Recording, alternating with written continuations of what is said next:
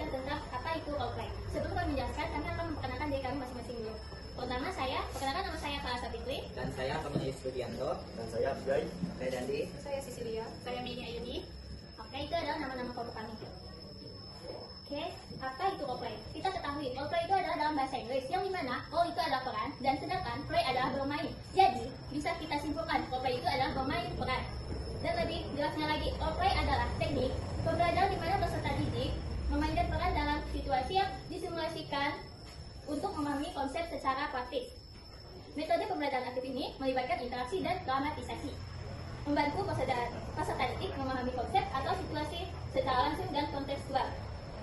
Jadi gini, role play itu sebenarnya teknik belajar yang simpel. Bayangin, kita lagi main peran di situasi tertentu. Misalnya kita pura-pura menjadi penjual dan pembeli.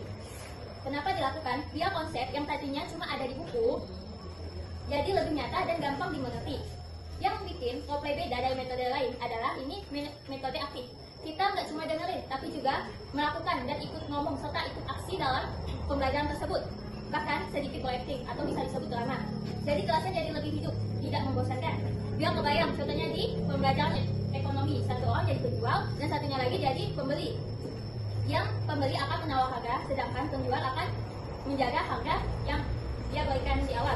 Dari situ kita langsung ngerasain di mana si komunikasi dan negosiasi itu berjalan di dunia nyata. Oke, selanjutnya akan dijelaskan oleh teman saya. Tahapan yang kedua yaitu tentang tahapan role play. Ini tahapannya maksudnya tahapan untuk bermainnya. Yang pertama itu kita itu mempersiapkan, yaitu menentukan permainan apa yang akan dimainkan. Contohnya permainan katak dalam pembelajaran PJOK. Itu kan ada lompat jongkok, lompat kakak. Jadi kita bisa menyatukan dengan permainan. Contohnya permainan lompat katak. Jadi kita mempersiapkan apa-apa saja yang perlu disiapkan.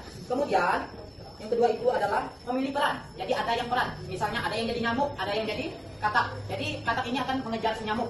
Jadi kita pisahkan menjadi dua seperti itu. Yang ketiga itu, jadi guru ini akan menjelaskan aturan dari permainan tersebut. Jadi misalnya antara katak dengan nyamuk. Jadi guru menjelaskan aturannya, katak akan mengejar si nyamuk sampai dapat, jangan sampai lepas. Itu contoh dari permainannya. Kemudian pelaksanaan, evaluasi.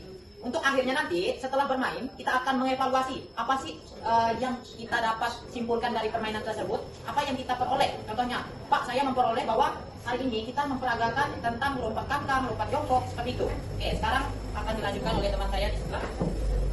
Meningkatkan kemampuan komunikasi dan interaksi sosial antara peserta didik melalui praktik langsung dalam situasi simulasi. Kedua, mengembangkan empati dengan memahami perspektif dan perasaan orang lain melalui peran yang dimainkan.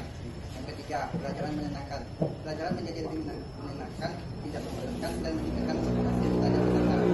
Dan meningkatkan kepercayaan dan meningkatkan spontanitas. Baik, di sini ada pun kekurangan role play. Yang pertama ada waktu persiapan. Role play memerlukan waktu persiapan yang cukup lama untuk menyusun skenario dan materi yang efektif. Yang kedua ada fasilitas dan fasilitator. Memerlukan ruang yang cukup luas serta keterampilan guru dalam memfasilitasi agar kegiatan berjalan efektif dan terkontrol. Yang ketiga ada kenyamanan peserta. Tidak semua peserta merasa nyaman tapi di depan umum, terutama peserta yang pemalu atau introvert. Ya, saya lanjutkan. Contoh RPP, role play. Mata pelajaran Bahasa Indonesia atau IPS atau PKN. Pilih topik yang relevan dengan kehidupan sehari-hari. Terus kegiatan inti, pelaksanaan role play. Terima kasih atas partisipasi kalian untuk kelompok kami.